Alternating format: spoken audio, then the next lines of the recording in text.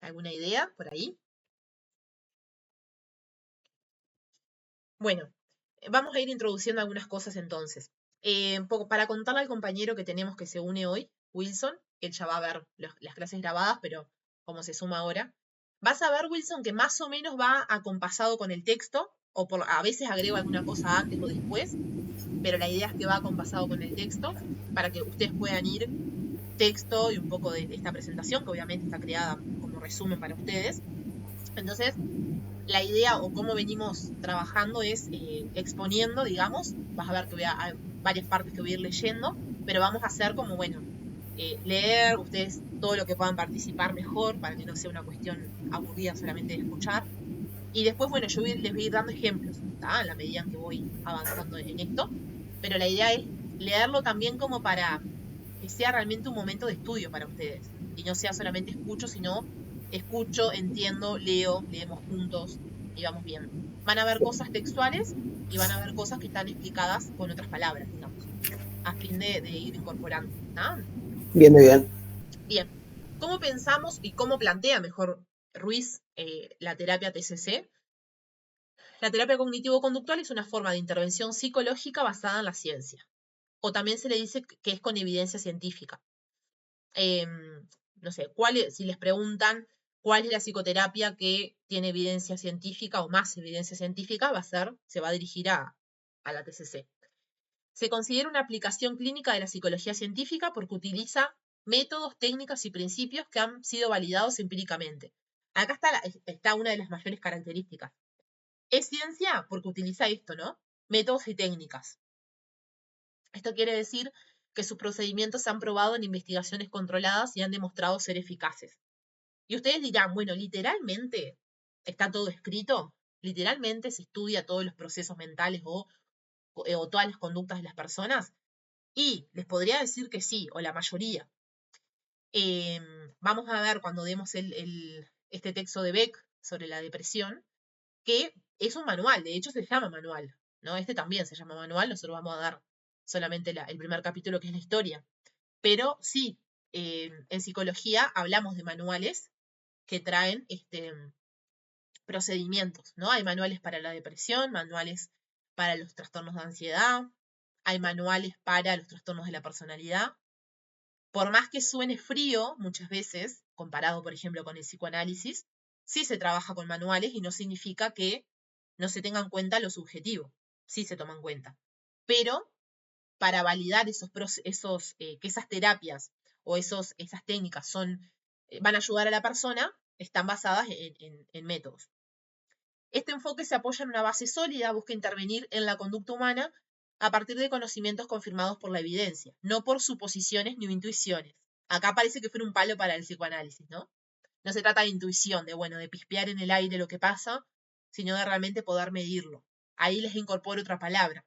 Medir es muy de la TCC también. Ahora vamos a ver qué es lo que medimos.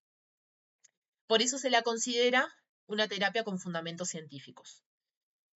Bien, ¿cuáles son los orígenes de la TCC? Como les decía hoy al inicio, que no se entrevere lo que es la terapia de la conducta o lo que es terapia cognitivo-conductual, es la terapia de la conducta, que surgió en los años 50 del siglo XX. En este contexto se presentaba como una alternativa radical frente a las terapias dominantes de la época, que era el psicoanálisis. En ese momento estaba en pleno auge el psicoanálisis. Entonces aparece como una alternativa radical, como dice acá. El enfoque conductual partía de una idea fundamental. Toda conducta humana, tanto la normal como la patológica, puede explicarse a través de principios de aprendizaje. O sea que ya nos está dando a entender que todas las conductas humanas son aprendidas. Es, eh, a ver, en este momento genera ¿cómo estás diciendo que aprendemos a comportarnos? Era raro pensarlo en ese momento, ¿no? Pero sí, ¿cómo lo va a demostrar? Veremos. Sin necesidad de recurrir a conceptos abstractos o estructuras internas inconscientes, como por ejemplo el psicoanálisis. No era necesario querer intervenir por ejemplo, en la mente humana o intervenir en el inconsciente, como hacía el psicoanálisis, sino que si entendemos cómo aprendemos, vamos a poder entender justamente cómo nos comportamos y al revés. Los terapeutas conductuales rechazaban el análisis de los procesos mentales no observables. Así que, acá les doy otro concepto. La terapia de la conducta lo que va a estudiar es la conducta observable, o las conductas privadas también se le llama, eso lo vamos a ver después más adelante. ¿No? Así que es algo muy básico y que le van a preguntar en el examen, probablemente en algún lugar va a estar. Va a estudiar las conductas observables, lo que se puede ver y lo empírico, ¿no? Y que se puede estudiar. En su lugar, proponían centrarse en lo que sí podía verse, justamente, y medirse, que es la conducta externa y el ambiente en el que se produce. ¿Se van entendiendo estos primeros acercamientos? Sí. Sí. Sí. Uno de los primeros aportes de la terapia de la conducta fue el desarrollo de una herramienta propia, que es la evaluación conductual. Esta metodología ofrecía una alternativa a los diagnósticos clínicos tradicionales, que muchas veces se basaba en categorías estáticas o poco precisas, poniendo en su lugar un análisis funcional de la conducta. Básicamente era observando cómo se comportaban las personas. La terapia de la conducta entendía la intervención como una empresa empírica, es decir, como una actividad que debía ser guiada por la observación, la medición y la experimentación. Así que estos serían los instrumentos. Ante la pregunta, ¿cuáles son los instrumentos que utiliza la terapia de la conducta? Va a ser esto primero. Observación, medición, por ejemplo, a través de cuestionarios o de inventarios, y la experimentación. Esto marcó un cambio profundo, la psicoterapia dejó de pensarse como un arte subjetivo y pasó a concebirse como una disciplina científica. ¿Se acuerdan que cuando empezamos con psicoanálisis hablábamos del concepto de psique, ¿no? Como alma humana? Entonces sería psicología el estudio del alma humana. Y bueno, es un concepto muy abstracto y un concepto que podemos hasta pensar artístico, ¿no? Bueno, el estudio del alma humana suena como muy filosófico. De acá en realidad hablamos de estudio de la conducta y vamos a ver también cómo se concibe la conducta. Y ahí hay una gran diferencia, ¿no? Ya vamos viendo la diferencia del objeto de estudio en el psicoanálisis, los procesos inconscientes, y en la terapia cognitivo-conductual, nada más ni nada menos que los comportamientos, la conducta observable. Lo voy diciendo pausado por si quieren anotarse así frases célebres que seguro están en los exámenes. Bien, hoy les empezaba diciendo esta diferencia entre terapia de la conducta y TCC, porque durante el texto va a ir haciendo como una genealogía, digamos, de cómo se llega a la TCC, ¿no? Entonces se va a ir transformando esta terapia de la conducta hasta llegar a conectar todos los aspectos que van a formar parte de la TCC. Con el paso del tiempo se fue transformando, se volvió evidente que muchos fenómenos humanos no podían explicarse solamente desde el condicionamiento clásico o reforzamiento. Tranqui, no tienen por qué saberlo porque ahora lo vamos a ver, ¿está? Por eso el enfoque fue incorporando ideas y modelos de otras ramas de la psicología. Entonces, la terapia de la conducta no va a, solamente no se va a basar en los principios que va creando o que va estudiando, sino que va a tomar otro tipo de psicología que ya estaba desarrollándose. No va a trabajar sola, digamos, sino que va a tener base en otras cuestiones. Como por ejemplo lo que va a estudiar la psicología cognitiva. Procesamiento de información, creencias, pensamientos automáticos, etc. La psicología evolutiva. En nuestra facu, antes se llamaba psicología evolutiva, la materia que hoy es psicología del desarrollo. No sé si alguno de ustedes lo ha cursado, pero bueno, es importante para crear psicoterapias, digamos, saber el desarrollo vital, ¿no? El desarrollo de los ciclos vitales, mejor dicho, y que es esperable en cada momento.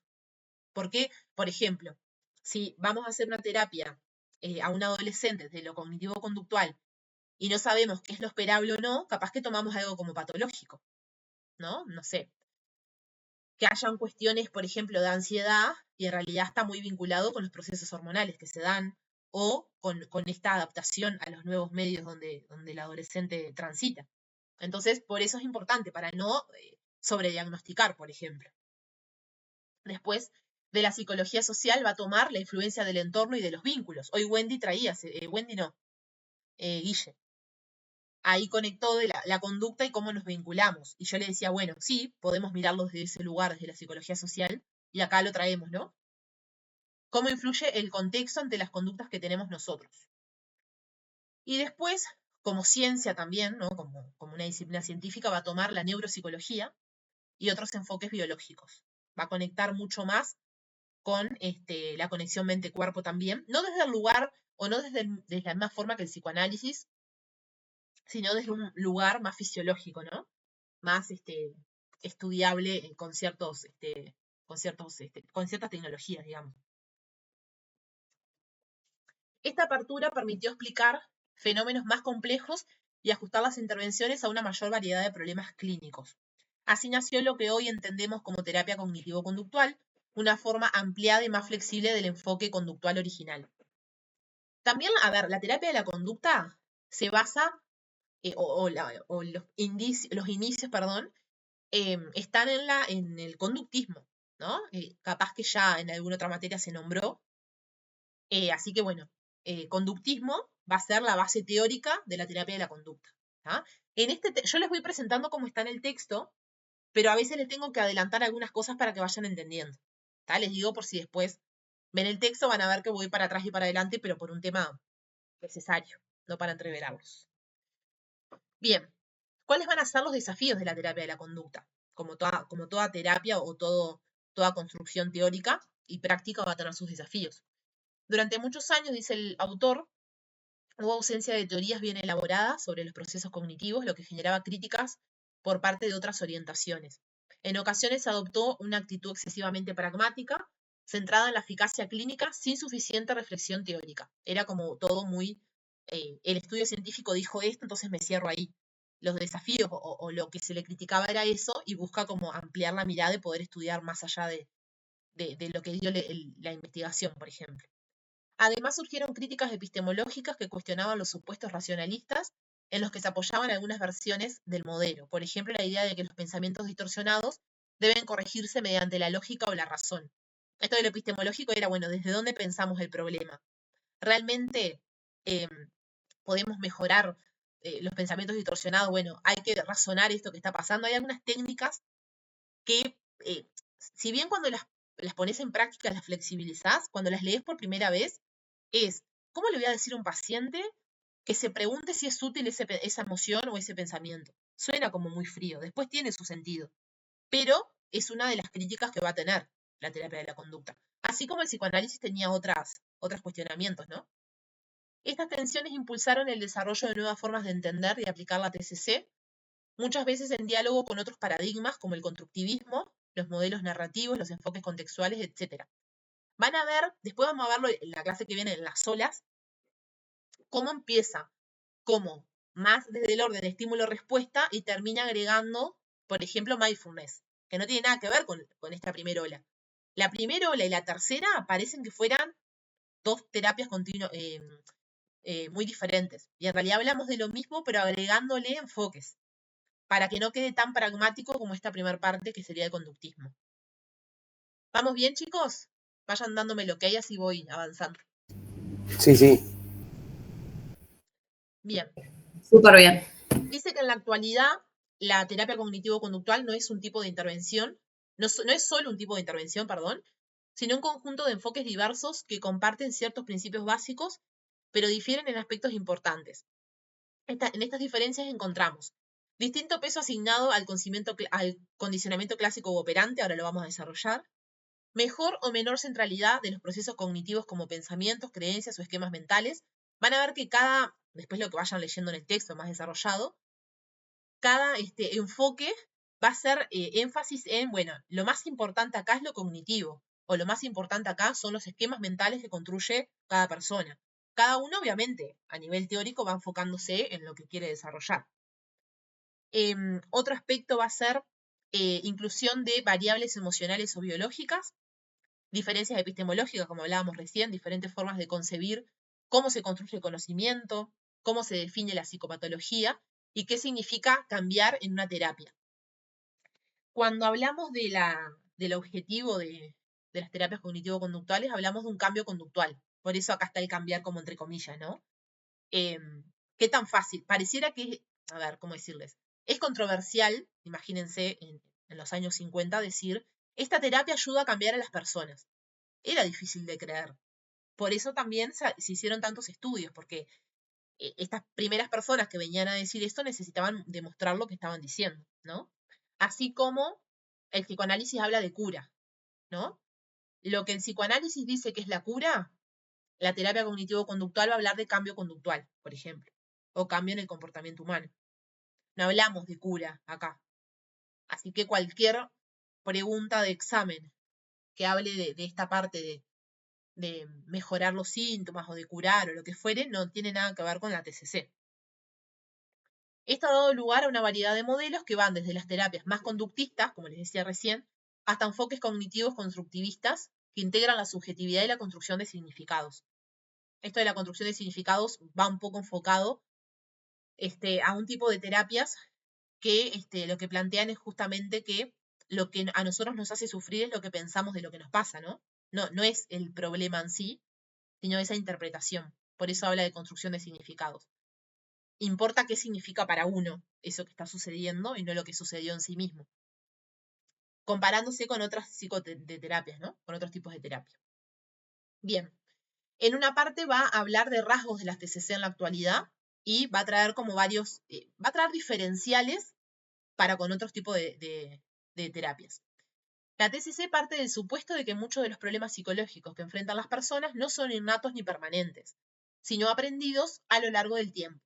Por eso vamos a ver principios y cómo aprendemos. Esto inicial que les decía hoy de que toda conducta es aprendida.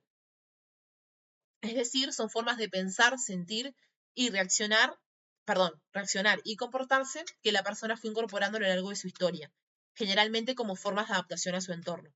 Esto es re importante porque en realidad va más allá de comportarnos por los traumas que podamos llegar a tener, sino simplemente por todo lo que vivimos. No digo que el psicoanálisis solamente diga que los traumas nos hacen comportarnos de cierta manera, pero sí el enfoque está muy ahí, en lo psicotraumático, ¿no? Como en esa área de la psicología. Y en realidad desde acá pensamos que el sujeto por algo actúa como actúa, se justifica, en el buen sentido de la palabra, ¿no? El accionar de las personas a lo largo de su historia, más allá de que le haya sido traumático o no lo que hace. A veces desde el apego que tenga inicial con sus figuras, con padre, madre, hermano o cualquier cuidador, por ejemplo. Estas respuestas aprendidas pueden ser físicas, emocionales, cognitivas o conductuales. Esto es re importante también para entender la TCC. En estas respuestas físicas aprendidas habla de la tensión muscular, el insomnio y las palpitaciones. Es como la manifestación física de la interpretación que hacemos de lo que nos pasa, ¿no? Después tenemos las respuestas emocionales, ansiedad, tristeza, ira, que puede estar vinculado a lo que nos está pasando en la actualidad o también parte de la historia de la persona, como dice acá al comienzo. Después lo cognitivo, las respuestas aprendidas cognitivas, como pensamientos negativos, anticipaciones catastróficas. ¿No? ¿Les resuena estos conceptos? ¿Quién no tuvo un pensamiento negativo? ¿Quién no tuvo anticipación catastrófica, no? No voy a dar el examen porque seguramente lo voy a perder. Bueno, todo eso son respuestas aprendidas. Y que sean aprendidas significa que se pueden desaprender. Es un concepto que también utiliza la TCC. Es como, bueno, la validación de que si aprendimos a comportarnos de esa manera, podemos cambiar, ¿no? El objetivo está ahí en el cambio. Con el tiempo, me falta una respuesta. Conductual. Evitación, aislamiento, agresión, consumo, etc. Es lo que podemos hacer. Yo siempre digo que la conducta termina siendo muchas veces lo que podemos hacer con lo que tenemos, porque no tenemos otras herramientas. Con el tiempo se vuelven hábitos automáticos. Es decir, parte del repertorio cotidiano del sujeto. Se instalan como patrones que se repiten sin que la persona los cuestione. ¿Y qué se hace en la terapia cognitivo-conductual? En principio, o en muchos momentos, es cuestionar esto que siempre hicimos, pero qué es lo que nos mantiene en angustia, en ansiedad, en estrés, ¿no? Por eso, vamos a ver igual en otro texto, que las terapias cognitivo-conductuales ayudan mucho a estas patologías que nombré recién. Bien, otro rasgo del que habla el texto es el cambio conductual de la TCC y dice que se ubica dentro del campo de la salud mental como una psicoterapia orientada al cambio concreto, que busca mejorar el bienestar de las personas a través de programas estructurados y focalizados. A diferencia de otras psicoterapias más abiertas o prolongadas, como el psicoanálisis tradicional, la TCC plantea desde el inicio un tratamiento con una duración limitada basada en metas claras y medibles. Esto también, la vez pasada preguntaron algo de ciertas características de la TCC y estaba lo de las metas, lo de la medición, así que les diría que se acuerden de esta parte. Bien, en cuanto a los objetivos terapéuticos, se establece, por ejemplo, reducir la ansiedad social, controlar ataques de pánico, superar una fobia específica o cambiar patrones de pensamiento depresivos. En cuanto a los tiempos, habitualmente entre 10 y 20 sesiones, dependiendo del problema, y su intensidad y la motivación del paciente. Esto es una diferencia muy abismal con la terapia, con el psicoanálisis tradicional, por ejemplo, que el psicoanálisis, como no tiene objetivos puntuales, sino que se va librando a lo que vaya pasando sesión a sesión, en la terapia cognitivo-conductual se marca, dentro del encuadre, les diría yo, que se marca el tiempo que nos va a llevar un trabajo. Ojo, siempre hablamos como flexiblemente, ¿no? No es que le digas al paciente, esto nos va a llevar 10, 15 sesiones, no. Generalmente, este proceso no va a ser menos de tantas sesiones o mínimo vamos a trabajar tanto tiempo y después vamos viendo. Sí se deja flexibilidad. Cuando leemos así, si no sabemos o no conocemos como la realidad, puede sonar medio, ¿qué? Es un trámite, ¿no? No es una psicoterapia esto si es tan duro. Y en realidad sí, porque está mismo, hace un poco alusión a cómo se trabaja, ¿no? Y entre la terapia cognitivo-conductual se trabaja mucho desde el lugar de brindar herramientas para que la persona pueda regularse en momentos, por ejemplo, de ansiedad, estrés, depresión, y no dependa del espacio psicoterapéutico, entre otras cosas. Y otro punto importante es la evaluación continua del progreso, que esto lo diferencia también de otros enfoques, que es lo que permite ir ajustando las intervenciones y valorar si los objetivos se están cumpliendo. ¿Cómo lo hacemos? ¿Cómo se imaginan ustedes que vamos evaluando el progreso de los pacientes? ¿Qué se imaginan?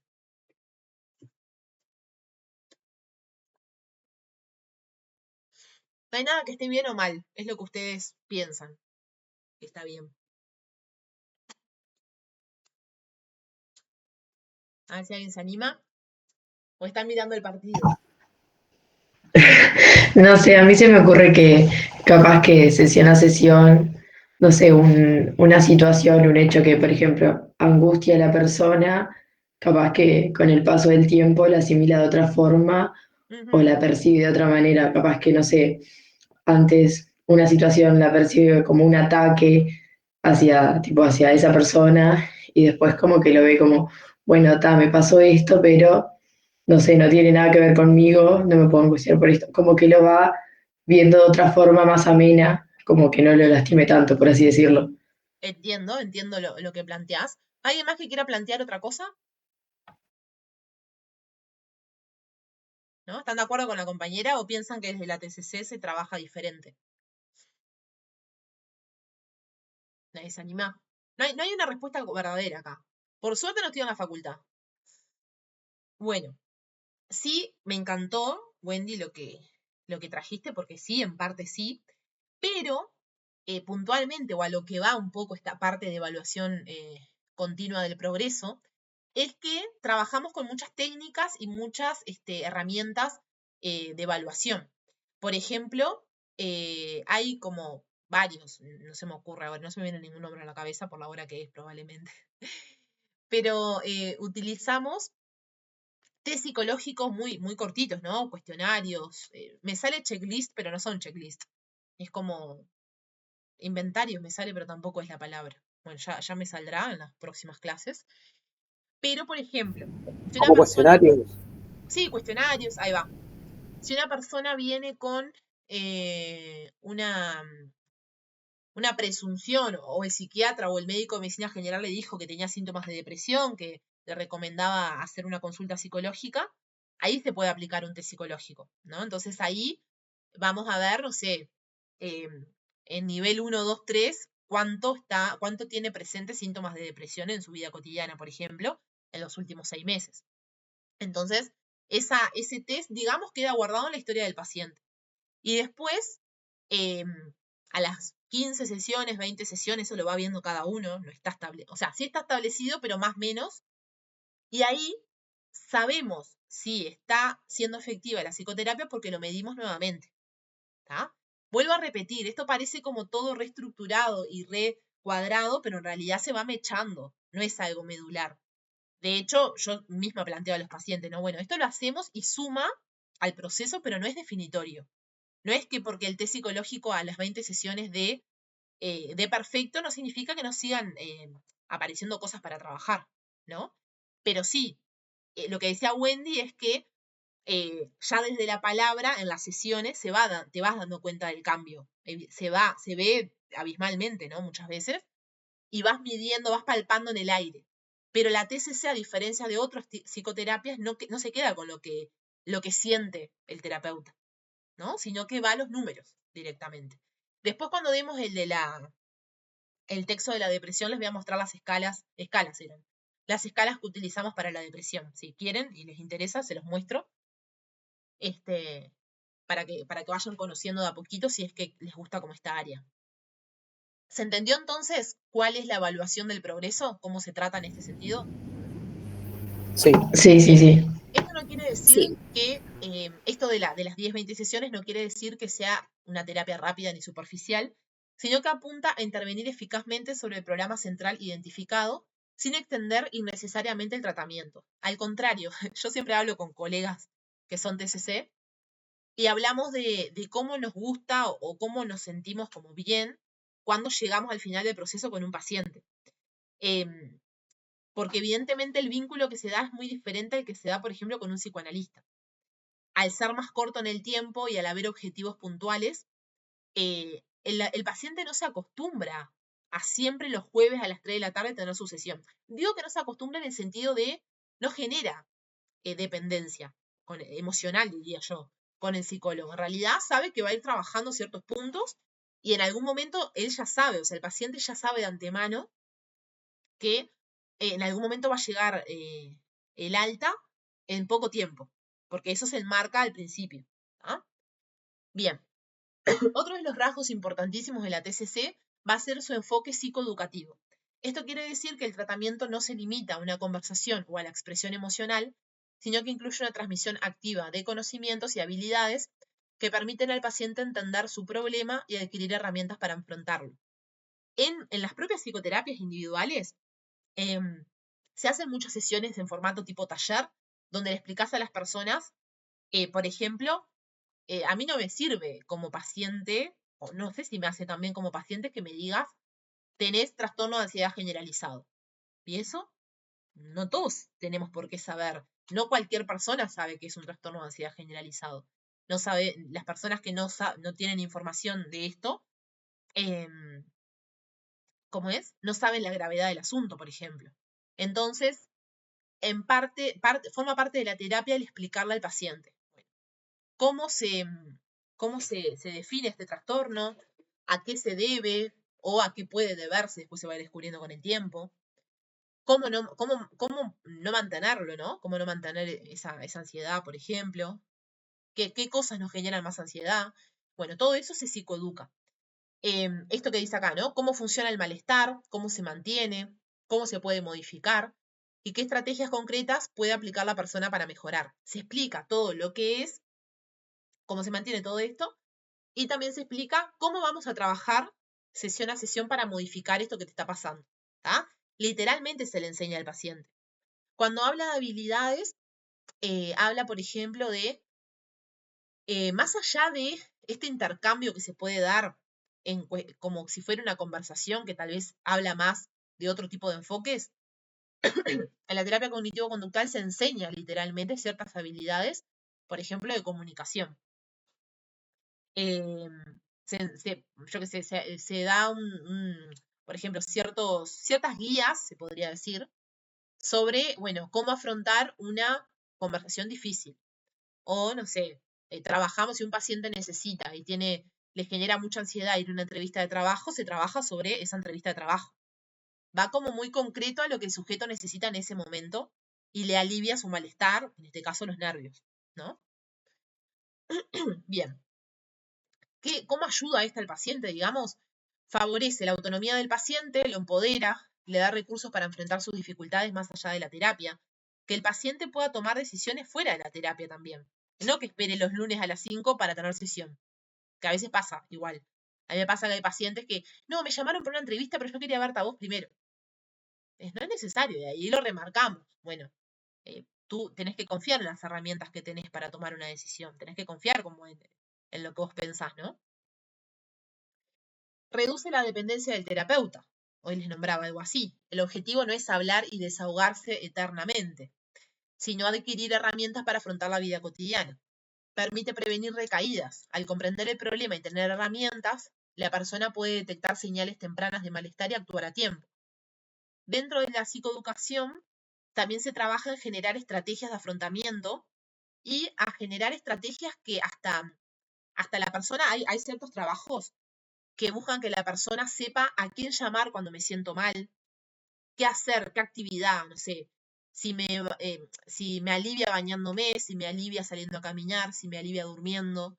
Todos esos detalles de lo cotidiano se construye en sesión para cuando tenga algún problema fuera justamente de la terapia y lo pueda solucionar. Bien, uno de los pilares más importantes de la TCC es la evidencia científica, justamente. A diferencia de otros enfoques que se sostienen más en teorías abstractas o en la experiencia subjetiva del terapeuta, esto es palo para el psicoanálisis, la TCC busca fundamentar cada intervención en datos comprobables y en metodologías rigurosas. Esto le da un carácter empírico, autoevaluador y científico. Desde el inicio hasta el final de la terapia, el progreso del paciente se monitorea sistemáticamente. ¿Cómo? Ya lo dijimos hace un rato. Aplicación de cuestionarios y escalas estandarizadas, de ansiedad, depresión, evitación, pensamientos negativos. Registro de conductas, emociones o pensamientos. ¿Alguien hizo alguna vez terapia cognitivo-conductual? ¿Conocen No. tipo de registro? No. Bueno, ¿qué esperan para hacerlo, chicos? Ella quiere que sean todos terapeutas cognitivo-conductuales. Bueno, en fin, les quería contar esto. Tati, Sí, yo no hice, pero fui a un psicólogo vocacional y me hacía tipo test así, y cosas, cuestionarios y eso. O sea, ¿es como de ese estilo o nada, sí, o parecido, digamos? sí. Yo hago orientación vocacional puntualmente, es una tarea que me encanta. Obviamente que son Ajá, procesos cortos porque tienen un objetivo central. claro, Y sí, son menos sesiones. ahí va, se trabaja pila en cuestionarios, en pruebas, porque bueno, hay tendencias, ¿no? Tendencias a los números, tendencias Claro, hacia sí. la comunicación, entonces está toda la área de comunicación, a lo biológico y bueno, toda la área de medicina. Sí, sí, va como por ahí. Esto que les Ahí quería va. decir, que les preguntaba si tenían experiencia en este tipo de terapias, es que se trabaja mucho con el registro, ¿no? Siempre recomendamos tener un cuaderno de terapia. Hoy en día lo usan en las notas del celular, obviamente. Es muy difícil que alguien ande con un cuadernito, aunque algunos todavía lo usan. Pero se trabaja mucho con estas tablas de autorregistros, que acá me estoy adelantando un poco, que va en otro texto, pero lo que se registra generalmente es, bueno, la situación que estoy viviendo, em, las emociones vinculadas a esa situación que aparecen, los pensamientos asociados, ¿no? Para ver qué pensamientos automáticos aparecen para después de poder discutirlo en sesión, y el comportamiento, ¿no? Para ver toda esa conexión, en la medida en que trabajo en uno de esos puntos, va mejorando, digamos, la percepción que tengo del problema, que es este pensamiento automático, el comportamiento que tengo, ¿no? Va todo por ahí que después lo vamos a ver, creo que en la depresión algo aparece. Bien, y como otro punto, la comparación entre el estado inicial, intermedio y final para medir los cambios objetivamente.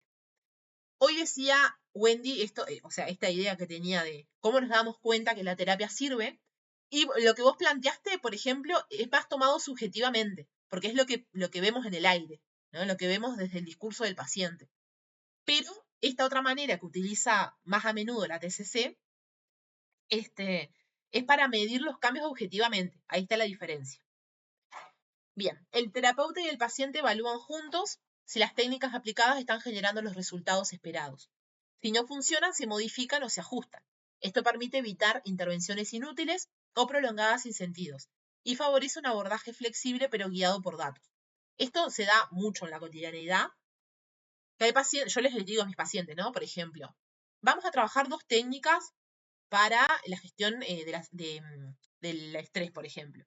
Pero sentite libre de decirme si no te sentís cómoda con alguno de estos. Entonces, como hay manuales para cada cosa, digamos, cada técnica la podés ir como manejando según el paciente. Hay pacientes que no pueden meditar, por ejemplo. Entonces, es difícil que pongan en práctica una técnica de respiración y de escaneo corporal, por ejemplo. Entonces, tenés que poder construir, junto con estos otros manuales, obviamente, con estos manuales que existen, otras formas, ¿no? Bien. En otra parte del texto, aparte de dar toda esta introducción, que después la vamos a ir desglosando, trae cuáles son los antecedentes históricos precientíficos antes del conductismo. Y, bueno, aunque la terapia de la la TCC, es una disciplina relativamente joven, las ideas fundamentales que la sustentan tienen raíces muy antiguas. Es como la propia psicología, ¿no? Ya en épocas remotas, algunas personas utilizaron técnicas similares a las actuales para modificar comportamientos problemáticos. Después en la próxima les voy a desarrollar estos puntos, porque capaz en la otra presentación lo tenía y no lo pasé para acá, que era explicación de cada una de estas técnicas, cómo se ve hoy en día, pero es como un extra, un bonus track. Bien, van a leer en el texto 4 casos o 4, digamos, formas que se utilizaba precientíficamente. El caso de Plinio el Viejo, el niño salvaje de Aveirón, Alexander Maconoichie, nunca lo dije bien, y los médicos franceses del siglo XIX. De Plinio el Viejo dice lo siguiente: este utilizaba condicionamiento aversivo para tratar el alcoholismo. Colocaba arañas muertas en las copas de vinos para generar rechazo.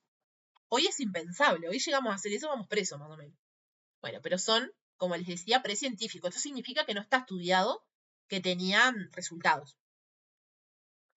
Lo del niño salvaje de Aveirón se le enseñó a hablar mediante lo que hoy conocemos como modelado, refuerzo positivo y extinción, que son los principios básicos del análisis conductual. Después les voy a traer el caso.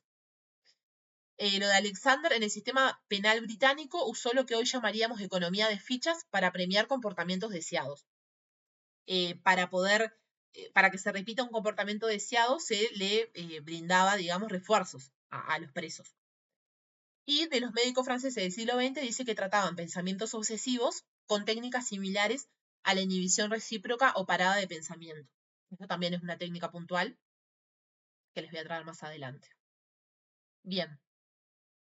Así que por ahora, bueno, toda esta primera parte de terapia de la conducta, TCC, algunas características, los antecedentes precientíficos. Obviamente que ustedes cuando lean el texto original van a leer más cosas sobre esto de lo precientífico, pero son los 4 más nombrados, digamos, del texto. Ya van a ir apareciendo algunos exponentes que probablemente hayan dado en fundamentos, me imagino, que es Wundt, que es Pavlov, que es Skinner, todos ellos representantes de diferentes épocas de lo que sería hoy la TCC. Puntualmente en el texto está ordenado por años, digamos, así que pueden ir haciendo ahí alguna línea. Bien, vamos a empezar con Wundt y el estructuralismo. El surgimiento de la psicología científica se dio en el siglo XIX con figuras como Wundt, quien fundó el estructuralismo. Esta escuela buscaba entender la estructura de la mente mediante la introspección estructurada. Su enfoque era puramente científico, no terapéutico. Acá estábamos en un momento donde se hacían muchos estudios, ¿no? Todavía decía que no era terapéutico justamente porque quedaba en el orden del estudio científico y no se bajaba a tierra todavía, no se ponía en práctica. La idea era convertir la psicología en una ciencia natural como la física, pero el método introspectivo resultó limitado y poco productivo. Ahora después vamos a profundizar mucho más en eso. Después tenemos otra parte que introduce a la reflexología, rusa y el condicionamiento operante. La ineficacia de la introspección llevó a una transformación. A inicios del siglo XX en Estados Unidos surgieron 3 nuevas escuelas. Van a estar al mismo tiempo, digamos, construyéndose el conductismo, que es esta primera base teórica que venimos nombrando, el funcionalismo, y la Gestalt. Después la Gestalt se va como a separar de lo cognitivo-conductual y va a ser una corriente en sí misma. ¿Tá? Creo que está en el 5º módulo de teorías psicológicas que todavía, que creo que no va para el examen. Después voy a seguir averiguando por las dudas que lleguen a cambiar, pero por ahora entendemos que no va. Cada uno intentaba imponerse como la única psicología verdadera y hacer de la psicología una ciencia natural confiable. Así que el primer objetivo de estos enfoques hasta el momento, habíamos nombrado a Wundt, va a ser que la psicología se parezca lo más posible a las ciencias naturales. ¿Ah? ¿Se acuerdan algo de fundamentos como para irme echando? Para ir entendiendo. Bueno. A principios del siglo XX, entonces, cuando empieza a desarrollarse el conductismo y esta terapia de la conducta, estos investigadores se encuentran ante algunas dificultades que tenían que ver con cómo eran consideradas las personas y puntualmente en la relación con la salud mental. Los problemas de salud mental y conducta no eran un foco de atención en ese momento. Se pensaba en términos dicotómicos, como gente normal o anormal, gente loca. Se separaba como en categorías también de alguna manera, ¿no? Los criminales y los enfermos médicos. Se separaba una cosa de la otra. Una cosa eran los enfermos médicos y otra cosa era la gente loca. La salud mental como enfermedad, pero no tenía nada que ver con lo médico. Acá, ¿qué pasaba? Estaba encendido el cuerpo y la mente, de alguna manera. Esto dificultaba la creación de un espacio específico para tratar problemas conductuales. Yo creo que en algún punto esto fue una de las cosas que mantuvo estas primeras investigaciones solamente que hayan quedado en investigaciones, porque no había un contexto que ayudara a que pudieran poner en práctica algunas cuestiones, ¿no? Sino que todo quedaba en el orden, en el librito que exponían una investigación. Bien, decíamos entonces que el conductismo fue la escuela que más influyó directamente en la terapia de la conducta y se alineó con el positivismo lógico que defendía que el conocimiento válido debía basarse en hechos observables, hoy hablábamos, conductas observables o empíricas. Ser cuantificable, lo que hablábamos de utilizar cuestionarios, inventarios, todo eso. Evitar especulaciones internas como la mente. A ver, obviamente que se nos escapa de hablar de la mente. En facultad probablemente escuchen a muchos profesores que estén hablando de la conducta y hablen de la mente, pero en realidad se tiende a, si hablamos de una psicología científica, no hablar de la mente, porque ¿qué es la mente? ¿Dónde se ubica la mente? No tiene ubicación. Entonces es un constructo que no corresponde a esta área, digamos. Cuando hablamos, por ejemplo, de psicoeducación, algo que siempre les explico también, es que hasta se psicoeduca de qué procesos se da en el cerebro para que se llegue a una depresión, por ejemplo. Y eso no lo hace un psicoanalista o no lo hace otro psicólogo que no esté dentro de este tipo de psicología, ¿no? Directamente porque no le interesa y directamente porque no es la base ahí, ¿no? Y desde lo cognitivo-conductual, como dice la palabra, que después lo vamos a ver, conectamos estos procesos, ¿no? Estos procesos que se dan en el cerebro y no en la mente.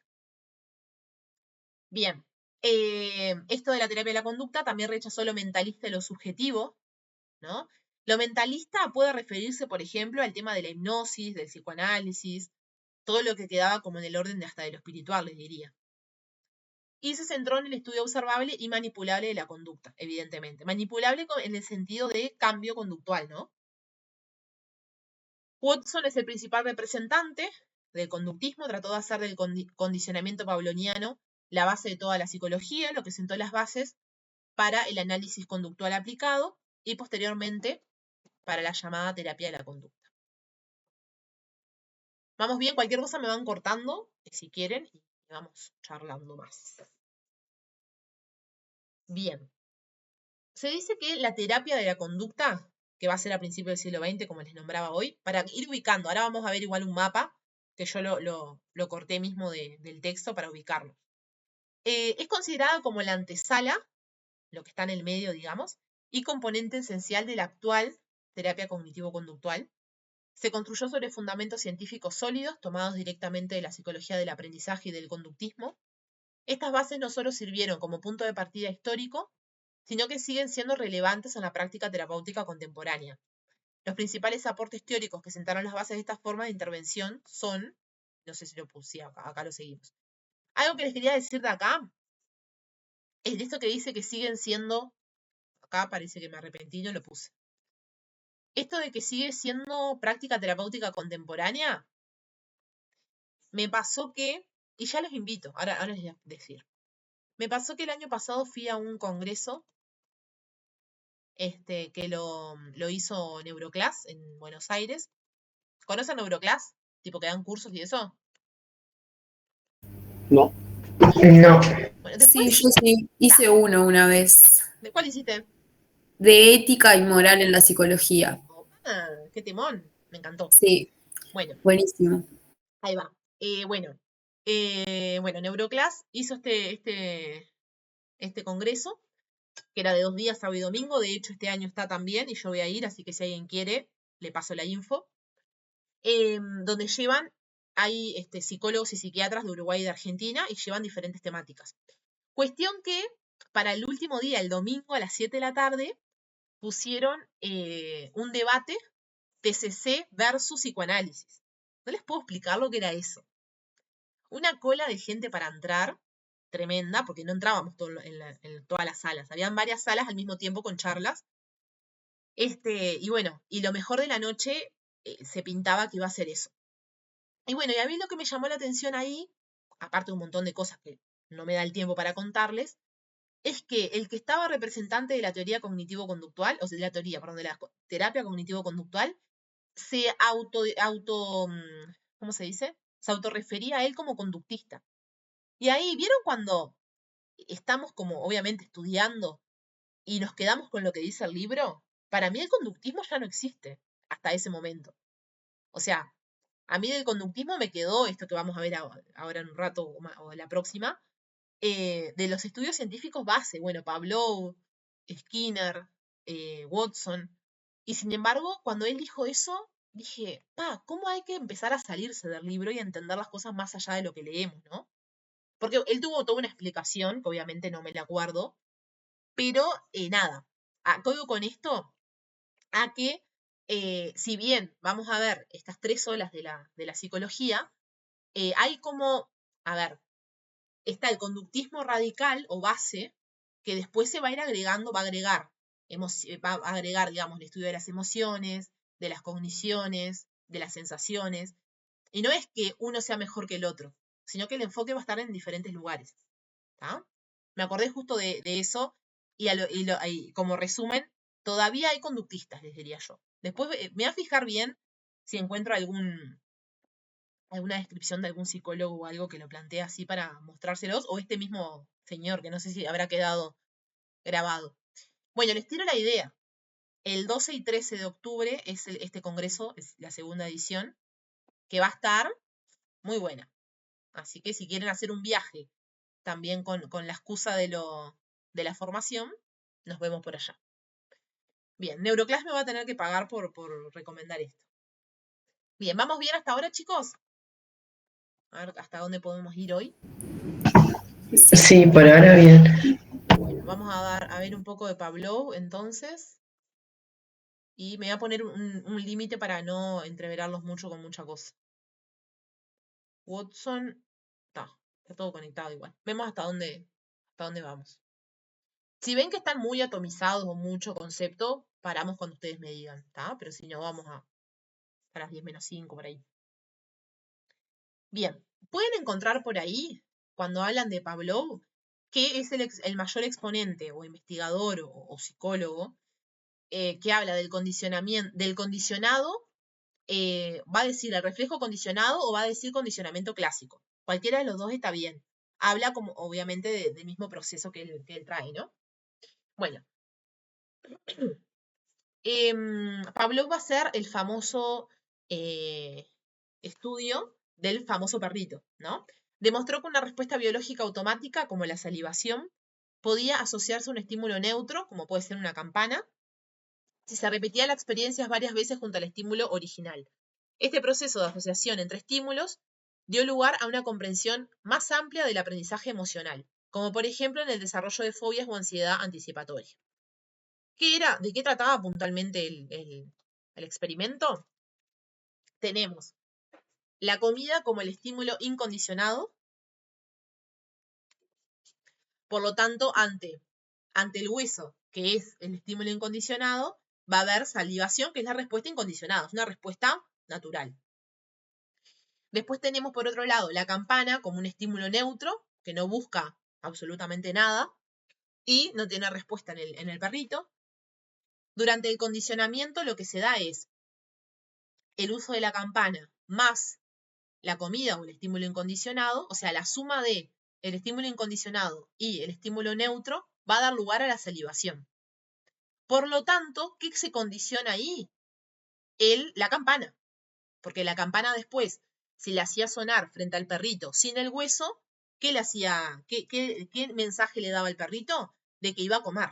Entonces ahí se condiciona la respuesta. Obviamente que esto podríamos perfectamente pensar en ejemplos puntuales de los humanos, pero en este momento, digamos que como siempre, ¿no? Generalmente en los laboratorios se trabaja sobre animales. De todas maneras, capaz que con el otro texto que vamos a dar de Caro, podemos traer ejemplos puntuales de, bueno, cómo se visualiza este tipo de condicionamientos en humanos, por ejemplo. Pero después vamos a ver otro caso también. Bien, después de esta pequeña introducción que trae del condicionamiento clásico de Pavlov, va a traer sobre la reflexología y va a traer como precursor de la terapia de la conducta a Bechterev. Es un ruso, por eso es tan difícil. Bechterev. Ahí va. Bien, el enfoque que él tiene es un estudio experimental y objetivo de las correlaciones entre el ser humano y el ambiente. Es el primero que hasta el momento trae el ambiente a esta tríada, digamos. Hasta ahora Pavlov hablaba de estímulo-respuesta y traía, por ejemplo, ¿cómo es? Este experimento. Se centró en manifestaciones observables como la expresión facial, los gestos, el habla y la conducta. Introdujo el concepto de reflexología como análisis de las respuestas reflejas y condicionadas. Intentó extender principios de condicionamiento a aplicaciones clínicas y su trabajo fue precursor de técnicas terapéuticas basadas en el aprendizaje de respuestas emocionales. Cabe destacar que en el mismo texto, que más o menos está compasado con esto, van a ver que van a aparecer exponentes que van a ir tomando lo que dijo el anterior. Entonces se va a ir dando un poco de línea del tiempo, pero por lo pronto les aviso, casi que les confirmo, que si les hacen alguna pregunta sobre esta parte de la base de las terapias de la conducta, como mucho les pueden preguntar sobre Pavlov, sobre Watson o sobre Skinner. Son como los más importantes. Después, bueno, van a aparecer otros porque van a traer más conceptos y cosas, pero no son medulares en esto. Así que les digo esto porque muchas veces me dicen, Tati, ¿cómo hago para acordarme de todos estos tipos? ¿Y quién dijo qué? Y no es tan importante eso. Es importante que ustedes puedan ver el contexto, ¿no? Pero para entender. Pero después los conceptos puntuales van a estar más en estos exponentes que les nombré. ¿Está? Bien. Thorndike es un psicólogo estadounidense y fue el principal conductista no pavloviano de su época. Es considerado un pionero en la psicología experimental, especialmente en el estudio del aprendizaje animal. Rechazó el estudio de los procesos mentales subjetivos y la conciencia. Se centró en métodos objetivos para estudiar el aprendizaje a partir de la adquisición de nuevas respuestas conductuales y va a generar esta terapia del aprendizaje a la que le llamó conexionismo. Dice que el aprendizaje es el resultado de la formación de conexiones entre estímulos y respuestas. Va más allá de lo que decía Pavlov, que solamente se queda ahí. Porque trajo además, les voy a arreglar acá para que ya le quede pronto, lo que trae es la construcción de dos leyes, ¿no? La ley del efecto, ya le voy a dejar negrito porque después se lo subo y si no queda mal. La ley del efecto y la ley de la práctica. Esto no es necesario que se lo acuerden, pero hace un poco a que quede completo esto. En cuanto a la ley, planteó estas leyes. En cuanto a la ley del efecto, dice que las respuestas que generan consecuencias satisfactorias se fortalecen y aumentan la probabilidad de repetirse.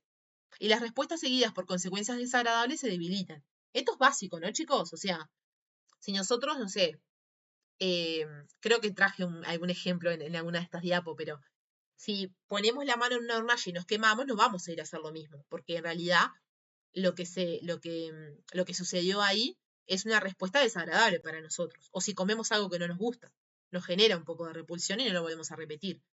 Así como al revés, si nos genera satisfacción, lo tendemos a repetir. Y si pasa al revés, podemos pensar que hay algo patológico, ¿no? En cuanto a la ley de la práctica, dice que la repetición fortalece la conexión entre estímulo y respuesta, facilitando la ejecución de la conducta aprendida. Básicamente lo que plantea de alguna manera es que la práctica de ciertas conductas se vayan dando en el tiempo, hace que se puedan aprender justamente, ¿no? Es la base como del aprendizaje. Volviendo a lo que traía Watson anteriormente, que lo nombramos de pasada, vamos a decir que es el máximo representante del conductismo en Estados Unidos y dio inicio a la llamada revolución conductista en la segunda década del siglo XX. Critica la psicología tradicional, creo que lo dijimos, enfrentó al estructuralismo y al funcionalismo, dos corrientes psicológicas dominantes que usaban la introspección como método y se enfocaban en el estudio del pensamiento y de la conciencia. Watson rechazó estos enfoques porque los consideraba poco objetivos y poco científicos. A ver si les puse acá lo del funcionismo. Algo hice mal acá, a ver. Ah, está. Me pareció que les había agregado funcionalismo y estructuralismo, que si bien lo dan en fundamentos, capaz que no se acordaban. Voy de nuevo. Watson se enfrentó a estos dos, al estructuralismo y funcionalismo, dos corrientes psicológicas dominantes que usaban la introspección como método y se enfocaban en el estudio del pensamiento y la conciencia. Rechazó estos enfoques porque los consideraba poco objetivos y poco científicos. Por ejemplo, en el caso del funcionalismo, se centró en cuál era la función de los procesos mentales y planteó que estos ayudan a adaptarse al entorno. Ese era el enfoque del funcionalismo. Mientras que el estructuralismo se basó en el estudio de la conformación de los procesos mentales, representado principalmente por las sensaciones. El concepto de sensación, sabemos que es poco científico, que cómo palpamos una sensación. Es algo que se siente subjetivamente, pero no es objetivo. Entonces, si decimos que Watson fue representante del conductismo y fue revolucionista, es porque de alguna manera empezó a decir, si algo no se puede observar y no es empírico, entonces, si no es ciencia, no es psicología. Se va dando como esta conexión, ¿no? Entonces, el objetivo de la psicología para Watson era, la psicología debe ser una ciencia totalmente objetiva, centrada en la predicción, este concepto no lo dimos todavía, o esta palabra, y control de la conducta observable. No en procesos mentales internos o conciencia, los cuales descartaba por ser introspectivos y subjetivos. Él descartaba todo lo que no era conductual, todo lo que, por ejemplo, era psicoanálisis. ¿A qué piensan ustedes que se refiere cuando dice que la psicología se centra en la predicción? ¿Han escuchado esta palabra asociada a la psicología? Parece como si fuera algo de meteorología, ¿no? Pero ¿qué hace la predicción dentro de la psicología? En este sentido. Voy a ir borrando esta PPT que me quedó mal. Anímense que no hay nada que esté mal. Estamos aprendiendo todos.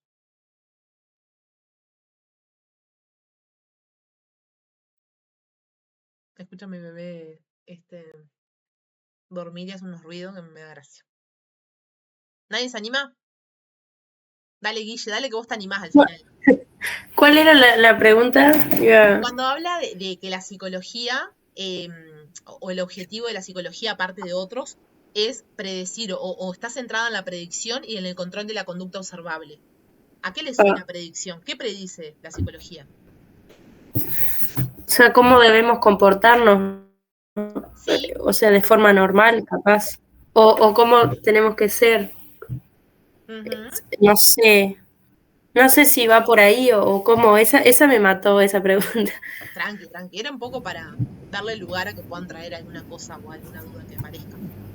De repente predice en función de las conductas anteriores. De las conductas aprendidas. Exacto. Ahí va. También en esto de estímulo-respuesta se está prediciendo de alguna manera, ¿no? Bueno, en la medida en que sucede esto, podemos decir que va a suceder esto otro.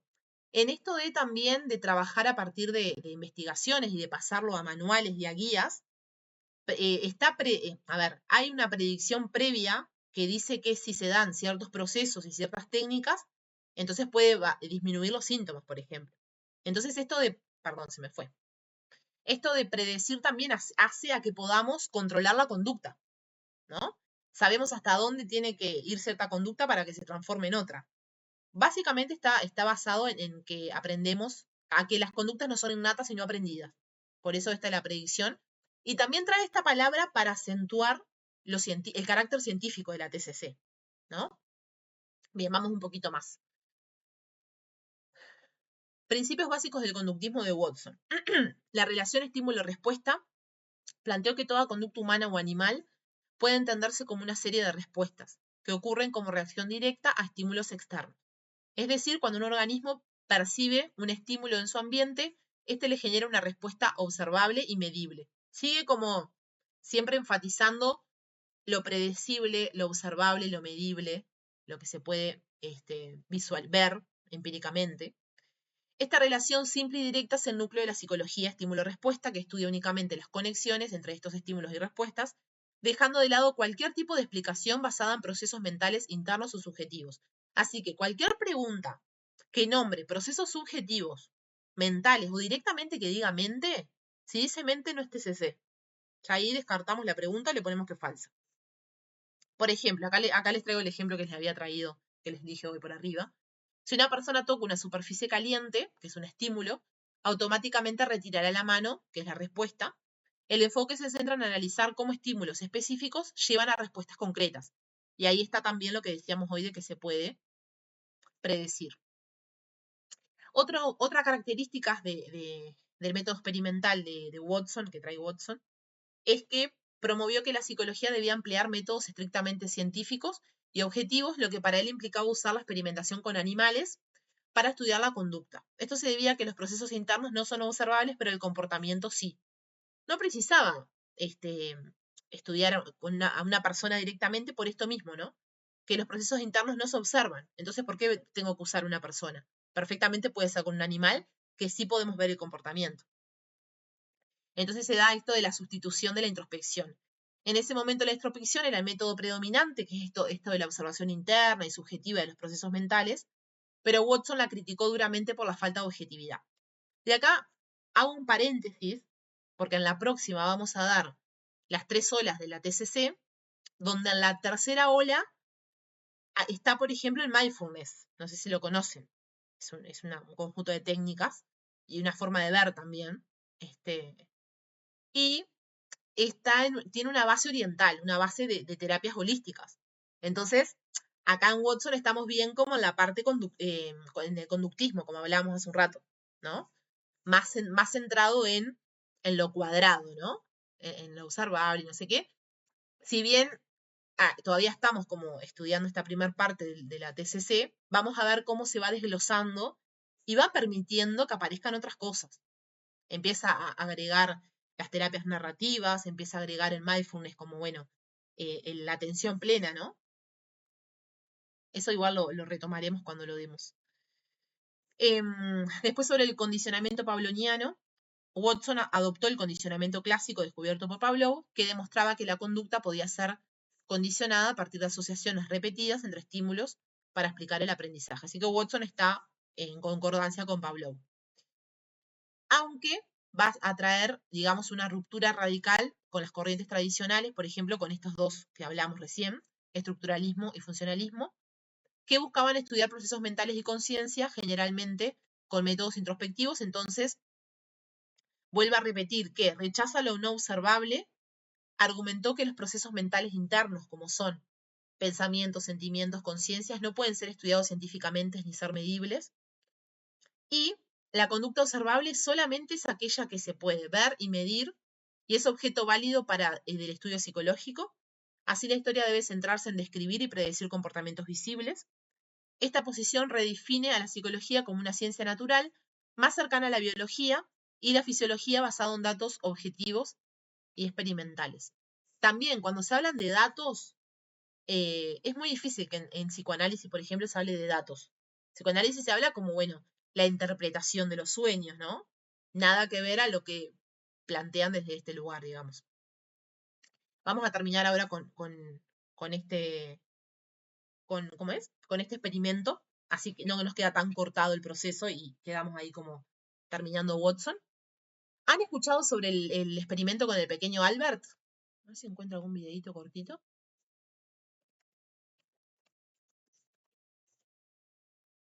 ¿Lo han visto en la facu? Capaz que lo vieron en la facu mismo.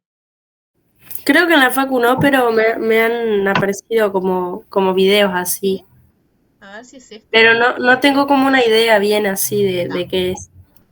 Denme un segundo porque capaz que nos da el tiempo para... Les voy a presentar un videito. Tuvo muchos problemas éticos este experimento porque fue uno de los primeros con humanos. Ah, en Facebook, no sé si voy a poder entonces, a ver. No. O sí. No, cualquiera que me aparece ahí. ¿Quién sos? Ay, no. No, 22. Ay, pensé que era ese. Ah, no, acá, a ver. Experimento con humanos. Pobrecito, mira lo que era. Me parece el mismo boludo.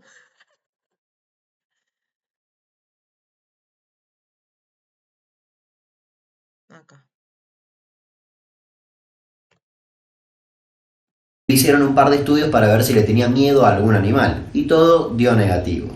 Para el experimento, le mostraban una rata blanca al mismo tiempo que hacían un ruido muy fuerte atrás de él que lo asustaba. Lo hicieron varias veces más hasta que notaron que con tan solo mostrarle la rata, Albert ya se asustaba, sin ningún ruido atrás de él. Empezó a tenerle miedo a cosas que antes le gustaban. Repitieron lo mismo con perros, con abrigos, con un pedazo de lana y hasta con Papá Noel. Sí, hicieron que un nene de 11 meses le tenga miedo a Papá Noel sin siquiera conocerlo todavía. La segunda parte de este experimento iba a ser de ver cuánto tiempo duraba este miedo y si podían sacárselo, pero jamás lo hicieron. El experimento quedó inconcluso. Hoy en día, y por suerte, hay comités de ética que evitan que experimentos así se sigan haciendo. En el 2009 se descubrió que Albert murió aproximadamente a los 6 años por una hidrocefalia derivada por la infección de una meningitis. Espero que les haya gustado, aunque es una historia. Bueno, tampoco le eches la culpa al experimento.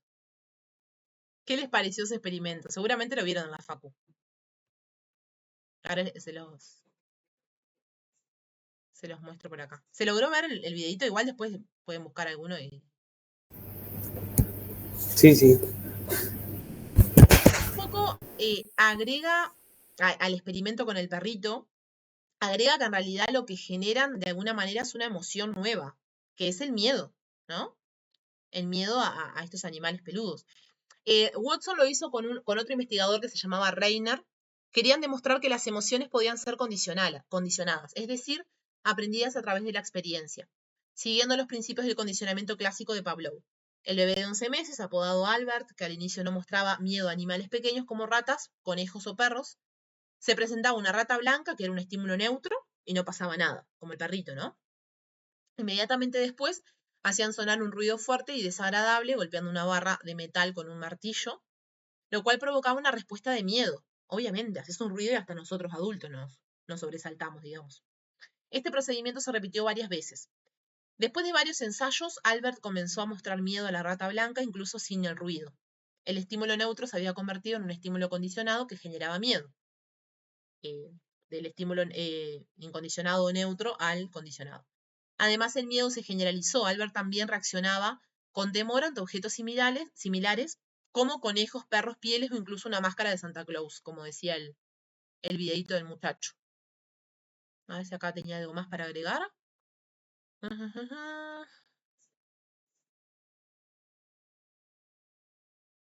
Después más adelante vamos a ver lo del modelado. Bien, para la próxima clase nos va a quedar, les digo para que vayan leyendo, vamos a empezar desde el apartado de neoconductismo, ¿ah? Les voy tirando ahí para que vayan organizándose. Todo lo que es neuroconductismo, voy a decir. Neoconductismo. Después vamos a dar el condicionamiento operante de Skinner, que es el más conocido junto con el de Pavlov. Esto era lo que les decía, que igual lo vemos después, es el mapita, digamos, de dónde estamos ubicados. Las raíces epistemológicas del conductismo, la reflexología rusa, que algo nombramos, conexionismo, que algo nombramos, conductismo de Watson. Estamos acá, ahora, en neoconductismo, y después condicionamiento operante. Bien, y ya sigan leyendo por ahí lo que son las olas de la terapia cognitivo-conductual, que ahí es mucho más, no es que no sea interesante esto, es mucho más lindo de leer o de estudiar, porque no es tanta historia, ¿no? Va más a lo concreto de qué va cada ola y explica un poco más las terapias, por ejemplo, o algunas técnicas, ¿está? Así que, si bien no les van a preguntar por técnicas en el examen, porque obviamente son teorías psicológicas, no están estudiando para ser terapeutas ahora puntualmente, pero siempre me parece interesante que para poder entusiasmarse en leer un texto está bueno aprender algo nuevo, por más que no lo vayan a aplicar ahora. Así que por eso yo les traigo a veces algún bonus track, como les decía, para que no se duerman en la clase. ¿Ah? Bueno, ¿qué les pareció, chicos? ¿Les aclaró algún asunto que hayan tenido ahí? ¿O les dan ganas de leer el texto? ¿Qué les quedó de todo esto? Aparte de sueño.